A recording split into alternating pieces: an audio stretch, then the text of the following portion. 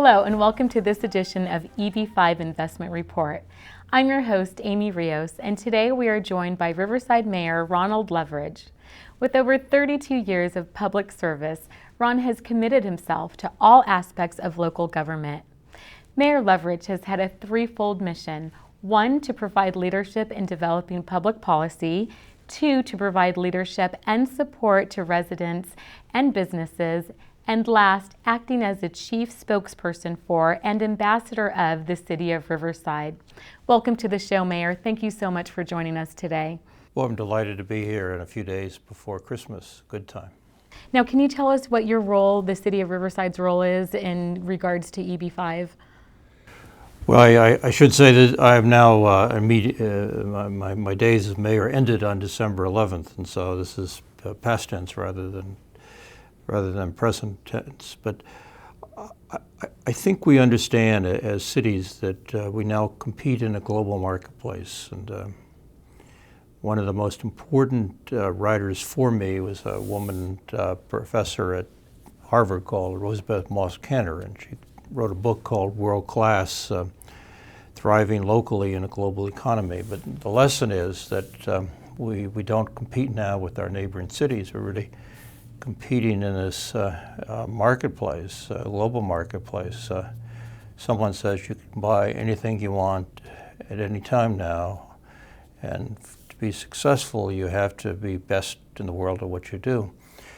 I think we also recognize that the currency and investment are not located within your city limits, that there is investment coming from around the world in different businesses, and cities need to be agile and attentive to where development trends are. And I think where we are as a region now, and as cities in the United States, recognizing the important role, particularly that China has in international investment. And so the EB program is particularly, I think, facilitates Chinese investment in the United States, and in particular in our region.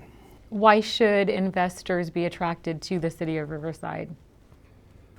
Well, we are part of this extraordinary place called Southern California. Some 19 million folk, would be the 10th or 12th largest economy in the world if we were a separate economy just behind Korea. Inland area is 4 million people. We have land, we have an educated workforce.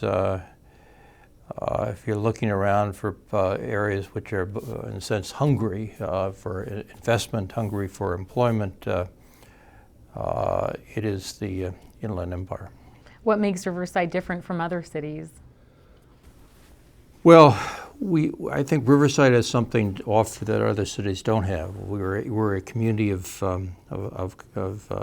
3 universities, and Riverside Community College, or City College, some 65,000 students. We were chosen in 2012 as the Intelligent Community of the Year, which is an extraordinary award. Came from competing against 435 other cities around the world. Through a very intense juried process. We're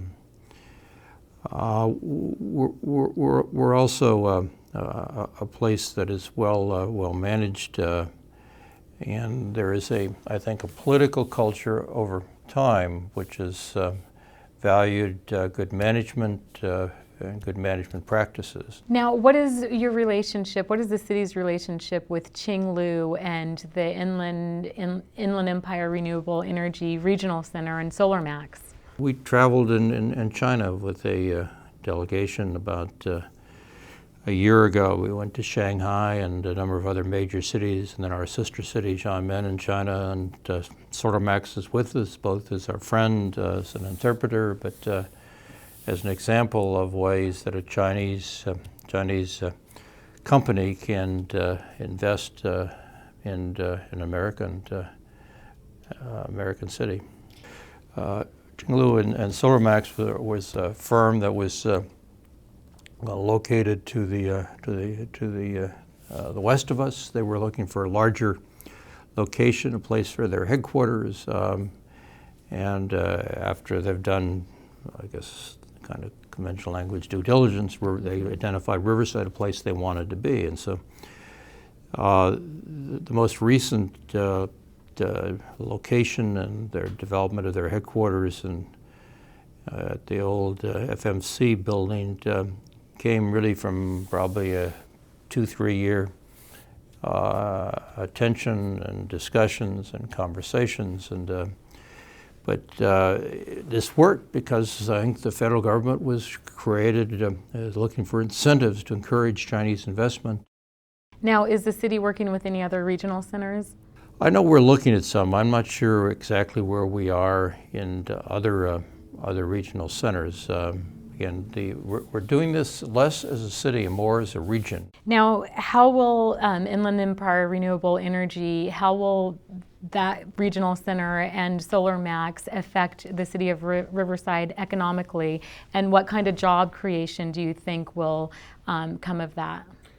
Well, we have something called SC Rise in the city. It's called Southern California Research in Solar Energy, and that's a collaborative.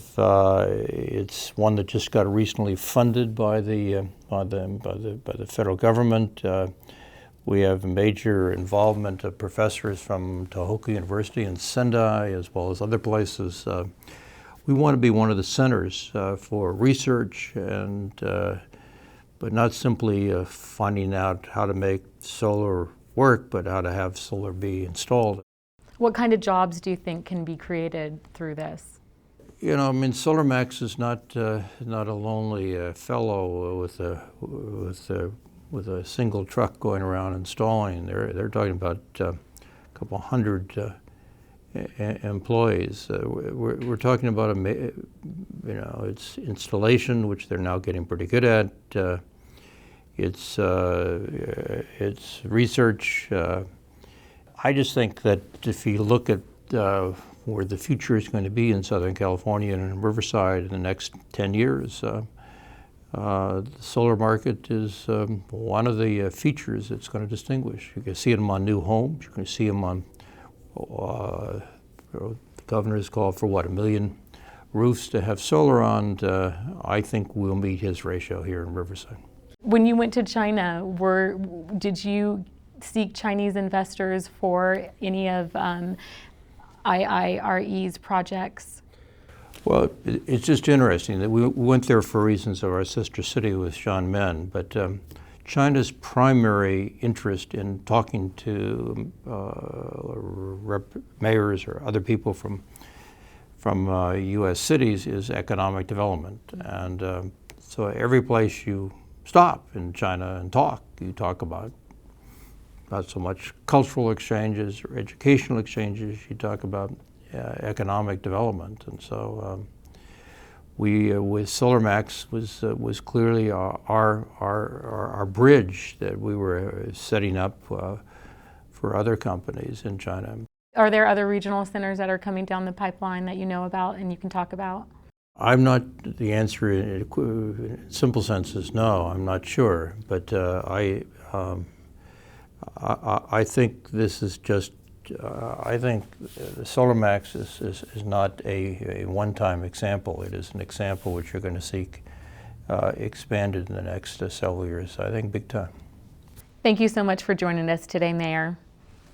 Much has been accomplished in the city of Riverside and in the inland Southern California region thanks to the leadership of Mayor Loveridge and his natural tendency for setting the bar high and believing in the potential of his community and the region.